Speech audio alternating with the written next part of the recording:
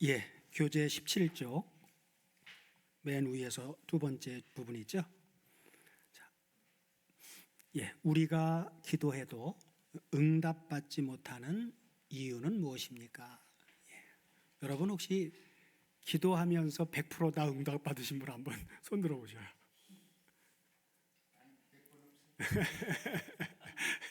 그래도 응답받았던 그런 기억들이 한두 번은 다 이렇게 있으시죠? 오늘 야고보서 4장은 바로 응답받지 못하는 이유에 대해서 말씀해 주고 있는데, 자, 4장 2절 3절 우리가 본문 읽은 대로 너희가, 다시 한번 볼까요? 자, 너희가 욕심을 내어도 얻지 못하고 살인하며 시기하여도 능히 취하지 못하나니 너희가 다투고 싸우는도다. 그러면서 뒤에 뭐라고요? 너희가 얻지 못함은 구하지 아니하며 그래요. 이건 굉장히 중요하죠. 우리가 기도하지 않기 때문에 얻지 못한다는 거예요, 그죠? 그런데 문제는 다음 절이죠. 다음 절에 보면 뭐라고요? 너희가 얻지 못함은 바로 기도하지 아니하며 그러는데 어디 갔어요? 네. 자, 구하지 아니하며 그러면서 구하여도, 그렇죠? 기도하는데도 그 기도 응답을 받지 못하는 것은 왜 그렇다고요? 정욕으로 쓰려고 잘못 기도하기 때문이다 그래요. 우리가 기도해도 응답을 못 받는 첫 번째 이유는 잘못 기도하기 때문에, 그리고 잘못 기도하지 않고 하나님 뜻대로 기도하는데도 응답을 못 받는 경우들이 있어요, 그죠? 그럴 때는 아직 때가 되질 않아서 그렇게 봐야 되겠죠. 그래서 우리가 응답받지 못하는 이유, 바로 정욕으로 쓰려고 잘못 기도하기 때문이다. 그래서 다음 절 보면 간음하는 여자들이요 그렇게 나와요, 그죠? 이제 원문을 보면 간음하는 여자들, 남자들까지 이렇게 같이 기록이 되어져 있는데, 그건 사실 의미가 없어요. 왜냐하면 간음하는 여자들만 놔도 어떻게 해석하느냐에 따라서 다르거든요. 왜냐하면 그 여자들 가운데는, 여기서 말하는 여자들은 남자 여자를 말하는 그런 성의 어떤 남녀 구별이 아니라, 그렇죠, 하나님 나라에서는 한 남편인 그리스도 앞에서는 저도 성으로, 세상 성으로 남자지만 누구예요? 여자예요. 그러니까 간음하는 여자들이요 하면 전부를, 그리스도 앞에 있는 성도 전부를 놓고 봤을 때 그렇게 적용해도 같은 이야기가 돼요. 그래서 이제 간음을 가리켜서 세상과 벗된 것, 그렇죠? 하나님과 세상 둘 중에 어느 것을 사랑하느냐라고 하는 것이, 바로 우리는 주님과 결혼하는 사람들이기 때문에 주님 이외에 주님보다 더 사랑하는 게 있으면 그것 자체가 간음이 되어지죠. 자, 그래서 다음 문제 넘어갈게요. 자, 하나님께서 반드시 응답하시는 기도, 하나님이 반드시 응답하시는 기도가 있어요. 요한일서 5장 14절 15절 보시면,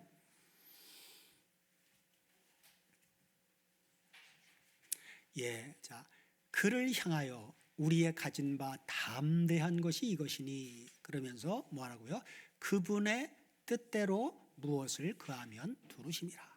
그래서 그분의 뜻대로 하는 기도는요 반드시 들어주십니다. 잘못 기도하는 건 안 들어주셔요. 그 다음에 이제 데살로니가전서 5장 16절 18절도 같이 보시면, 여기 다음 절도 이제 여기 본문에 나와 있으니까 볼게요. 자, 우리가 무엇이든지 구하는 바를 들으시는 줄 안즉, 그러면서 우리가 그에게 구한 그것을 얻은 줄을 또한 아느니라 그래요. 왜 얻은 줄을 알아요? 하나님의 뜻대로 구했으니까. 하나님의 뜻대로 구한 기도는 100% 응답이다 그 말이에요. 그래서 그렇기 때문에 하나님 뜻대로 기도했다면 그건 응답 받은 걸로 이미 알고 살라 그 말이에요. 데살로니가전서 5장 16절 이하도 보면 나오죠. 항상 기뻐하라, 쉬지 말고 기도하라, 범사에 감사하라. 이 세 가지는 바로 왜 그래야 되느냐? 그리스도 예수 안에서 너희를 향하신 하나님의 뜻이다. 그렇죠? 그래서 쉬지 말고 하는 기도도 그냥 무조건 아무 기도나가 아니라 거기에 전제가 있죠. 그리스도 예수 안에서 우리를 향하신 하나님의 뜻.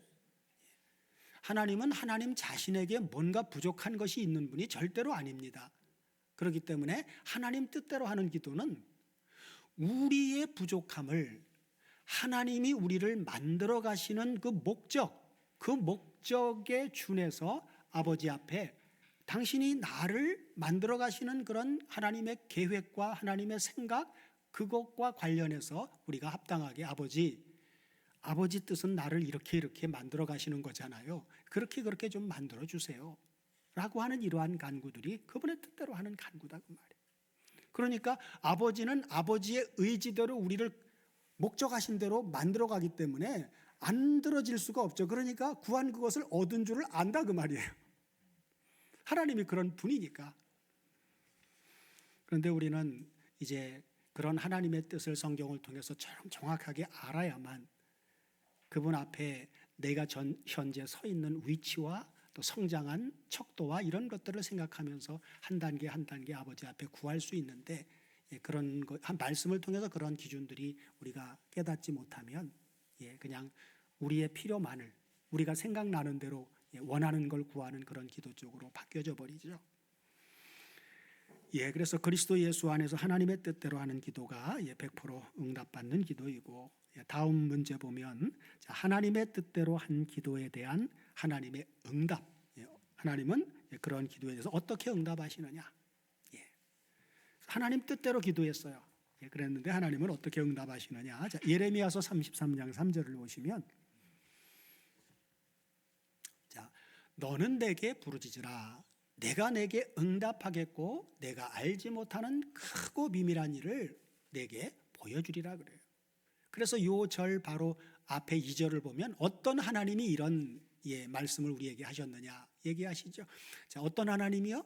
일을 행하시는 여호와, 그리고 그 일을 지어서 성취하시는 여호와, 그 이름을 여호와를 한 자가 이같이 이르노라 그러면서 한 얘기예요. 그렇죠? 그래서 일을 행하는 여호와, 또 그러면 여기서 말하는 일은 누구의 일이에요? 사람의 일이 아니라 하나님의 일이죠. 그래서 하나님은 일을 하셨어요. 언제부터 일하셨어요? 창세기 1장부터 일하셨잖아요. 그죠? 천지를 창조하셨고, 그리고 그 가운데 만물의 영장인 당신의 형상대로 사람을 만들었고, 그리고 그 사람과 함께 살아갈 수 있는 하나님의 왕국을 만들었는데 그게 에덴 동산이었단 말이에요. 그러나 그 최초의 창조의 역사는 결국 죄가 침범함으로 하나님이 만든 하나님의 나라가 파괴되어져 버렸어요. 그러면 하나님이 이제 하실 일은 뭐예요? 파괴되어진 하나님의 나라를 이제 다시금 회복시키고 완성시켜 나가는 일이란 말이에요. 예레미야 33장에서 말씀하시는 것도 바로 황폐되어진 예루살렘, 이것을 하나님이 거룩한 성 새 예루살렘으로 완성하실 그러한 계획을 구약에서 말씀해 주신 거거든요.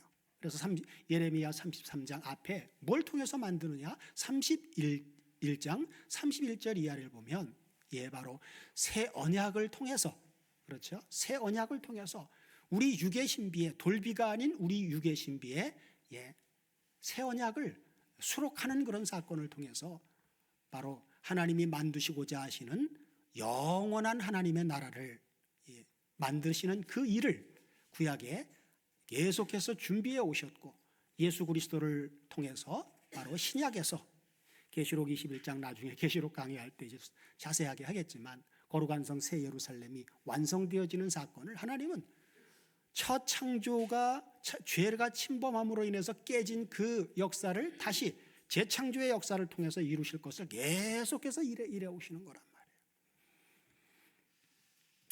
자, 그 다음에 이제 에베소 3장 20절을 보시면 우리 가운데서 역사하시는 능력대로 우리의 온갖 구하는 것이나 생각하는 것에 인색한 게 아니라 더 넘치도록, 그렇죠? 넘치도록 능히 하실 얘기 그래요.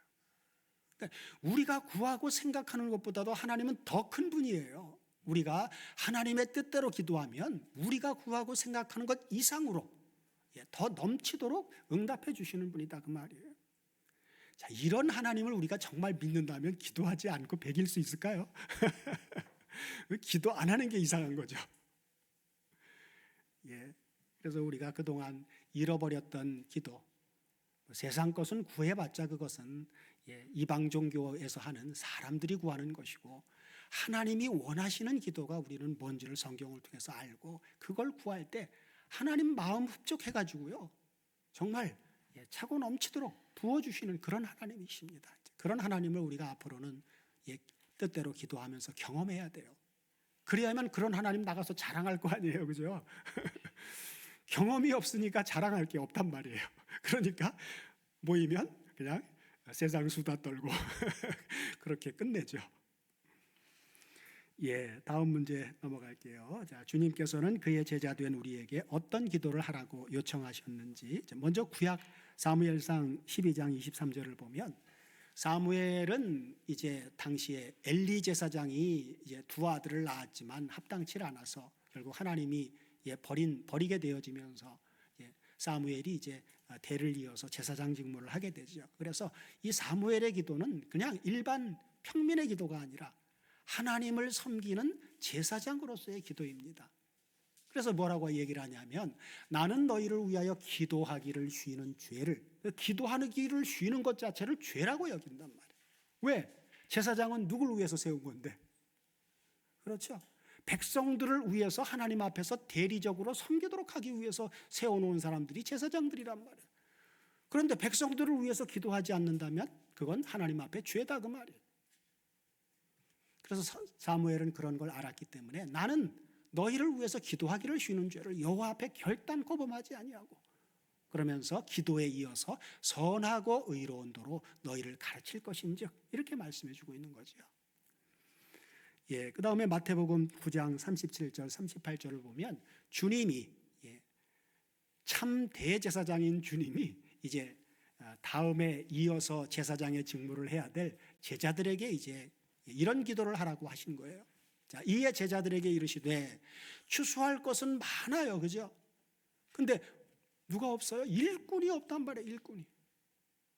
그러면서 그러므로 추수하는 주인에게 청하여 추수할 일꾼들을 보내어 주소서 하라.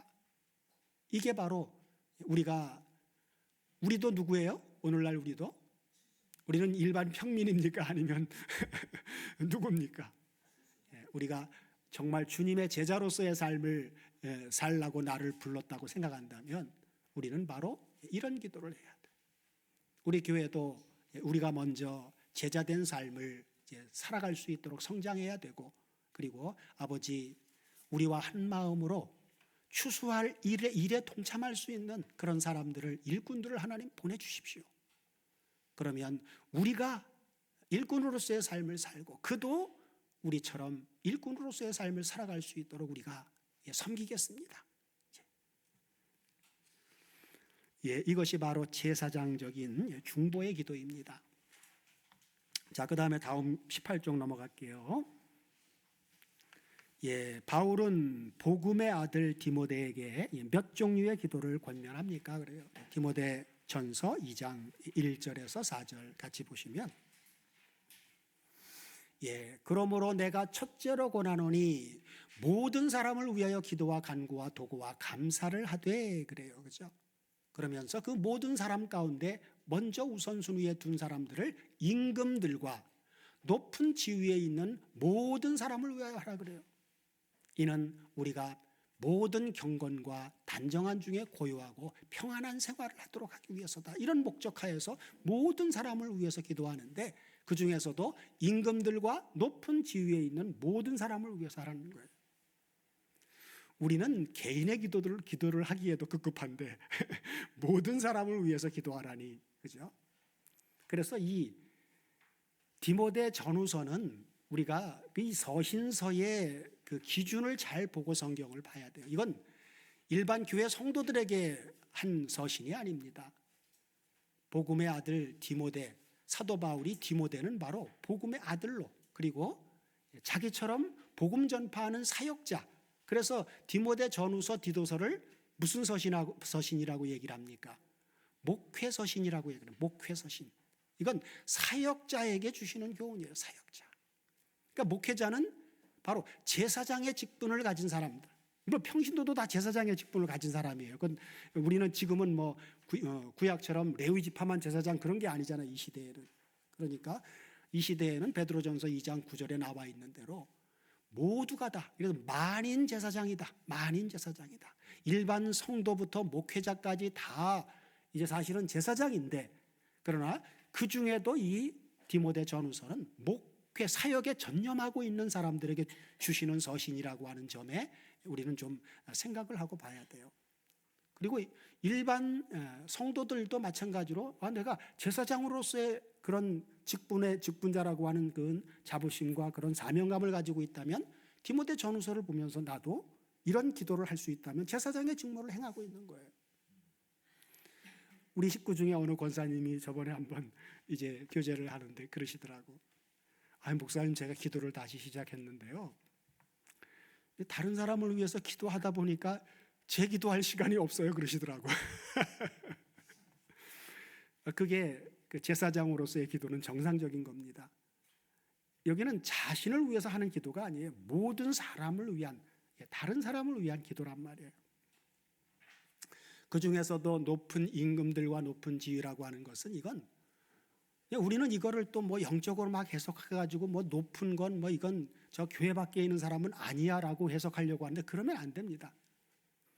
그러면 여기에 보면 또 이런 또 문제점을 제기할 수가 있어요. 아니 그러면 이 복음서를 기록할 당시에는 로마 황제는 네로였는데 네로를 위해서 기도해도 되나?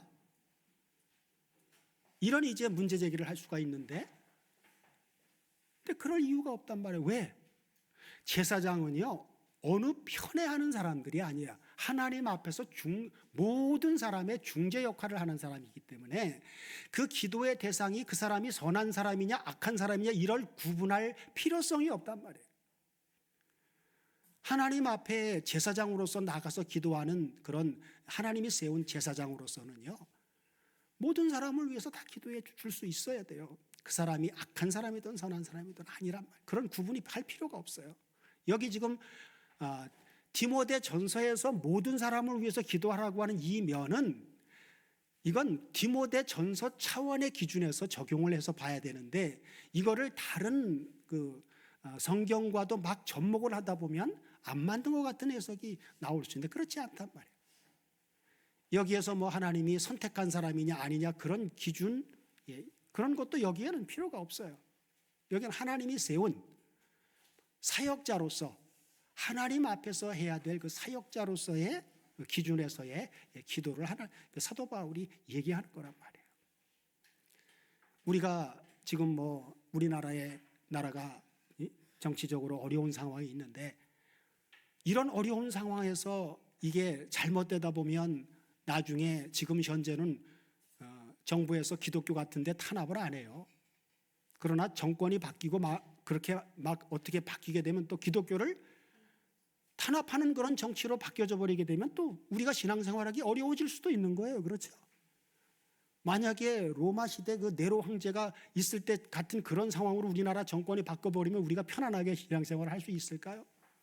그러니까 기도하라고 하는 이유가 우리가 바로 하나님 앞에 깨어 있으면서 하나님 앞에 합당한 기도의 생활, 신앙생활을 해나갈 때, 그런 삶을 살아갈 때 우리가 모든 경건과 단정한 중에 고요하고 평안한 믿음 안에서 잘 이것을 감당해 나갈 수 있는 그 신앙생활을 할 수 있는 그런 평안 안에서 신앙생활을 할 수 있는 그런 삶을 살아갈 수 있도록 하기 위해서 이런 기도를 하라고 요구하는 거란 말이에요. 그래서 교재 보시면 뭐 기도가 여기에 보면 디모데에게 얘기한 기도가 몇 가지가 있죠. 그래서 간구와 기도와 도고와 감사를 하되 이렇게 이제 말해주고 있는데, 거기 이제 교재에 보시면 간구라고 하는 단어는 이제 1162번 데시스인데, 이 단어는 뭐 제가 교재에는 과거 현재의 죄와 관련하여 애원 탄원하는 것 이렇게 이제 정의를 해놨는데, 요거는 이제 부분적인 거예요. 나중에 제가 다시 한번 이렇게 검토를 해보니까 교재 만들 때만 하더라도 이 부분이 좀 제가 강하게 좀 와닿았었는데, 이제 그런 면도 있어요. 그렇지만 전체적으로 봤을 때는 이 데시스라고 하는 간구는 그냥 필요를 구하는 거예요. 필요를 구하는 것. 종합해서 말하면 필요를 구하는 것. 다음 교재 때는 조금 정정을 좀 할 겁니다. 자, 그 다음에 4333번 프로슈케라고 하는 단어가 있는데, 이 단어는 이제 기도인데, 이 기도는 바로 이제 하나님께 무엇인가를 드리거나 그리고 서원하는 그러한 행동. 그래서 이제 삶의 기도적인 부분입니다. 그래서 하나님 앞에 드릴 때 뭘 드려요? 우리는 자꾸 드리는 거 하면 뭐 헌금 드리는 거를 자꾸 생각을 하는데, 성경은 제일 먼저 하나님 앞에 드려야 될 게 뭐예요? 로마서 우리가 강해하면서 로마서 12장 1절이죠. 그러므로 형제들아, 내가 너희에게 권하는 너희 몸을 하나님이 기뻐하시는 거룩한 산제물로 드려라. 그죠? 우리가 우리 자신을 하나님 앞에 드릴 때 기도가 바로 서원하는 기도가 나오게 돼요. 우리 같은 경우도 처음 하나님의 사랑을 깨닫고 성경을 제대로 알지도 못했지만 어떻게 하는 게 하나님을 기쁘시게 하는 것일까를 고민을 하고 하나님 앞에서 그렇게 주신 은혜에 대해서 감사할 때, 목회자의 길은 고난의 길이다라고 하는 들은 풍월이 있어가지고, 목회자의 길이 가장 하나님을 기쁘시게 하는 길인가 보다, 그렇게 생각하고 하나님 앞에, 하나님 제 목회자의 길을 가겠습니다, 그리고 서원을 했어요. 그런 게 바로 이제 프로스케, 자신을 전부 드리는 헌신의 기도, 이런 것들이 바로 프로스케. 또 예배의 개념도 이제 있어요. 기도는 바로 예배 안에 들어가 있는 것입니다. 자, 그리고 그 다음에 1783번 엔튜키스라고 하는 기도가 있는데, 도고라고 번역을 했어요. 도고라고 번역했는데, 이 도고라고 하는 단어는 나를 위한 기도가 아니라 타인을 위한, 다른 사람을 위해서 하는 기도입니다. 이걸 중보기도라고 얘기를 하죠. 그 다음에 이제 네 번째로 2169번 유카리스티아, 이 단어는 이제 감사인데, 이 감사는 하나님 앞에 드리는 거죠. 그래서 하나님의 위대하심과 그리고 인자하심, 그리고 주님이 주시는 은혜를 생각하면서, 그렇죠? 그걸 생각하면서 바로 드리는 하나님 앞에 드리는 바로 말할 수 없는 기쁨 안에서 드리는 바로 감사. 근데 우리가 참 신앙적으로 힘들고 어려울 때는 감사가 잘 안 나오죠, 그죠? 근데 아까 이제 데살로니가전서 5장 16절에서 16, 17, 18, 19절 이렇게 18절까지 봤지만, 항상 기뻐하라, 범사에 감사하라 그러는데, 참 어떻게 이걸 우리가 누릴 수 있느냐라고 했을 때, 지금 현재 보면 현재 상황이 어렵고 힘든데 어떻게 감사가 나오느냐. 항상 그러니까 감사는 현재만 보면 안 돼요. 그러니까 뒤를 돌아봐야 돼. 지나온 세월을 돌아보면, 그때 어려운 그 시점에도 하나님이 이런 은혜를 주셔서 나를 이렇게. 그리고 가장 감사의 기본은 바로 뭡니까? 죄로 말미암아 죽을 수밖에 없는 나를, 내가 한 것도 없는데 값없는 하나님의 은혜로 예수 그리스도의 십자가의 대속의 사건을 통해서 나를 예수 안에서 죄사함 받은, 구원받은 하나님의 자녀를 만들어 주셨다라고 하는 이 사실, 이게 첫 번째 감사의 기준이란 말이에요. 그리고 그 처음에 은혜를 받은 그 기쁨에 이어서 지금까지 지나온 과정을 돌아보면, 그죠? 그 주셨던 은혜들이 파노라마처럼 이렇게 오잖아요.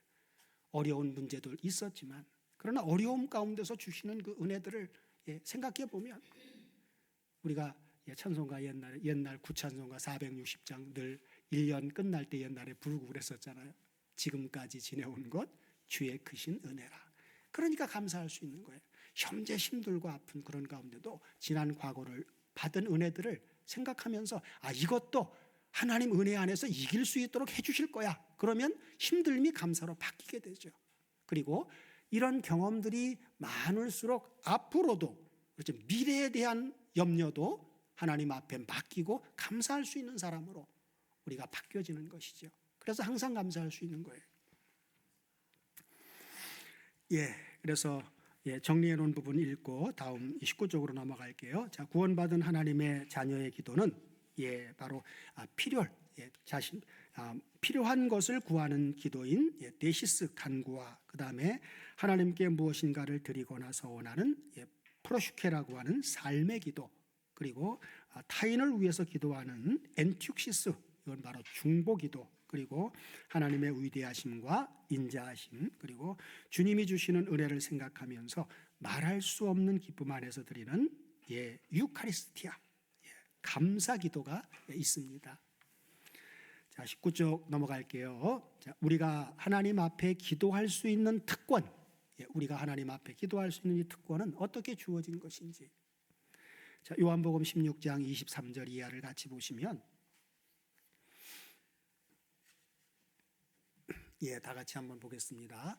자, 그날에는 너희가 아무것도 내게 묻지 아니하리라래요.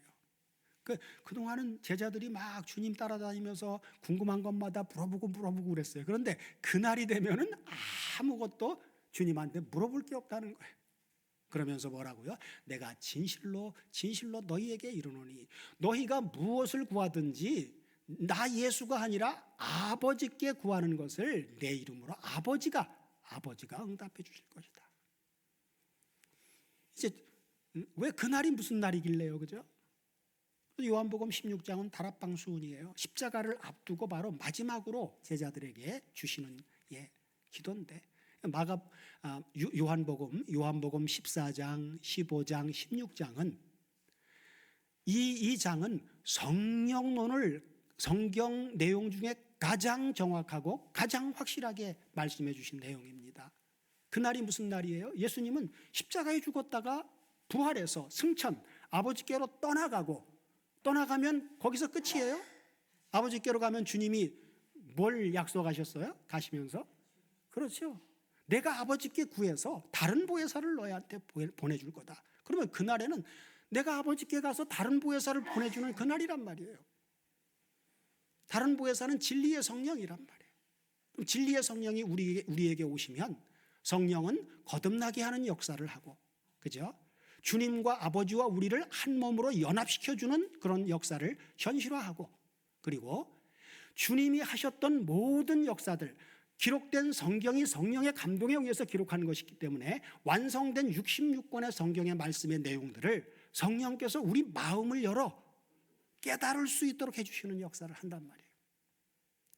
주 안에서 아버지와 소통할 때도 그렇죠. 우리가 축도할 때 항상 마지막 마무리가 성령의 교통하심이.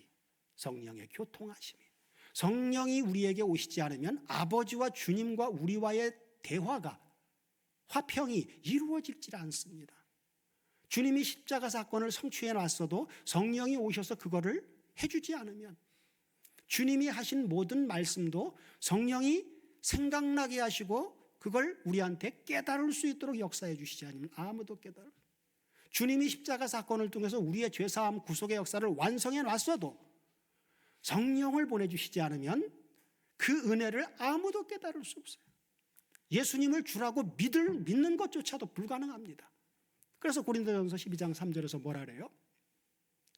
그러므로 하나님의 영으로 말하는 자는 누구든지 예수를 저주할 자라지 않고, 그리고 성령 안에서가 아니고는 누구든지 예수를 누구라고요? 주라고 할 수가 없느니라 그러잖아요. 그러니까 예수님은 떠나시면서 성령을 보내주실 거 약속하시는 거예요. 임무교대가 이루어진 것입니다. 삼위일체 하나님 중에 성부는 예수 그리스도를 통한 첫사람 아담의 범죄로 인해서 파괴되어진 하나님의 나라를 완성하려면 그 죄에 대한 죄값을 누군가 지불해야 되는데, 그 지불하는 역할은 성자의 역할이란 말이에요. 그러면 성자가 그 역할을 다하면 그럼 성령은 놀고 계시느냐? 아니란 말이에요. 성자가 이루어진 구속사역을 성도들 개개인에게 그걸 깨닫고 적용해서 성취하는 이 일을 성령께서 하시는 거란 말이에요. 그러니까 성령이 우리에게 보내주셔서 우리가 성령 안에서, 성령 안에 있는 성령의 밥티조가 우리에게 이루어지지 않으면 예수를 주라고 부르는 것조차도 할 수가 없단 말이에요. 우리가 지금 예수님을 주여 주여라고 기도하면서 부르는 것은 우리가 성령 안에 있는 자를 지금 만들어 주신 거예요. 이 한 약속의 말씀을 가지고 그걸 확인할 수 있는 거죠. 그래서 요한복음 26장 23절 다시 이제 돌아가 보면, 그래서 이제는 더 이상 자, 너희가 무엇이든지 아버지께 구하는 것을 내 이름으로 주시리라. 그러면서 자, 다음 절 보시면, 지금까지는 너희가 내 이름으로 아무것도 구하지 아니하였으나 이제는 구하라. 그러면 받으리니 너희 기쁨이 충만하리라. 예. 그러면서 바로 이어서 이것을 비사로 너희에게 일렀거니와 때가 이르면, 자, 성령이 오시면 다시 비사로 너희에게 이르지 않고 아버지에 대한 것을 밝히 알려주겠다. 그날에 너희가 내 이름으로 구할 것이요 내가 너희를 위하여 아버지께 구하겠다는 말이 아니니 이는 너희가 나를 사랑하고 또 나를 하나님께로 온 줄 믿은 고로 아버지께서 지금은 이제는 친히 너희들을 사랑하시기 때문이다 그래요. 그러면서 얘기하시죠. 내가 아버지께로 나와서 세상에 왔고 다시 세상을 떠나 아버지께로 간다. 2000년 전에 주님은 바로 세상에 온 이유가 아버지께로부터 나와서 왔어요. 근데 왔는데 어떻게 왔어요? 성육신이란 말이에요. 그게 하나님이 인간으로 왔단 말이에요. 참 하나님이 죄 없는 참 인간으로 왔단 말이에요. 그러면 다시 떠날 때는 어떻게 가는 거예요? 참 인간이 이제는 참 하나님으로 돌아가는 거예요. 왜 참 인간으로서의 사역을 다 마무리하셨으니까. 다음 문제에 들어가겠습니다. 자, 주님의 이름으로 아버지께 구할 수 있는 그날은 도대체 어떤 날입니까? 요한복음 14장 16절 이하를 보면 정확하게 말씀해 주고 있죠. 자, 내가 아버지께 구하겠으니 그가 또 다른 보혜사를 너희에게 주사 영원토록 함께 있을 것이다. 주님은 잠시 왔다 떠나지만 아버지께로 가서 구해서 보내주는 이 보혜사는 영원히 함께하는 분이란 말이에요. 영원히. 그렇죠. 그러면서 저는 진리의 영이라 세상은 능히 저를 받지 못하나니 이는 저를 보지도 못하고 알지도 못함이라. 세상은 아무도 알 수 없어요.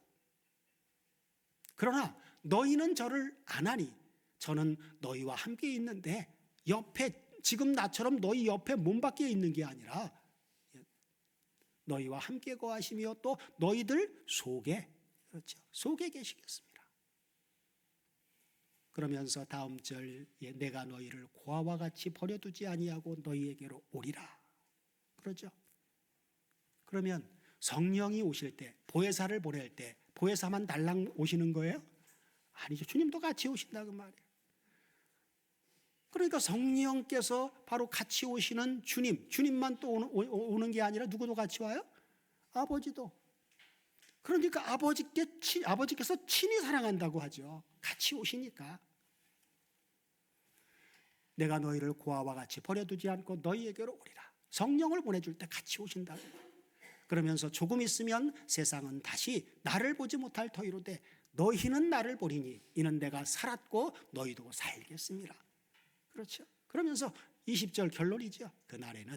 그날이 무슨 날이에요? 그러니까 아버지께서 약속하신 내가 십자가 사건을 통해서 너희들의 죄를 위해서 죽었다가 너희들을 또 의롭다 하기 위해서 내가 살아나서 아버지께로 가서 구하면 보내주시는 그 보혜사 진리의 성령을 너희에게 보내주는 그날에는 나와 아버지도 같이 오니까 내가 아버지 안에 너희가 내 안에 내가 너희 안에 있는 것을 너희가 알 거다. 그걸 어떻게 알아요? 성령께서 알게 해주신단 말이에요. 성령께서. 그러니까 성령이 오셔야만 되는 거예요. 정리해 놓은 거 읽고 마무리하도록 하겠습니다. 자, 기도는 주님께서 속죄 제물과 화목 제물로 십자가에 달려 죽으시고 부활 승천하신 후에 보내주시기로 약속하신 성령, 그분 안에서 거듭난 하나님의 자녀들에게 주어진 특권입니다. 우리 모두로 주님의 보배로운 핏값으로 주어진 이 특권을 마음껏 누리는 삶을 통해 하나님의 영광과 찬송이 되는 삶을 늘 누리게 해주시기를 주님의 이름으로 축복합니다.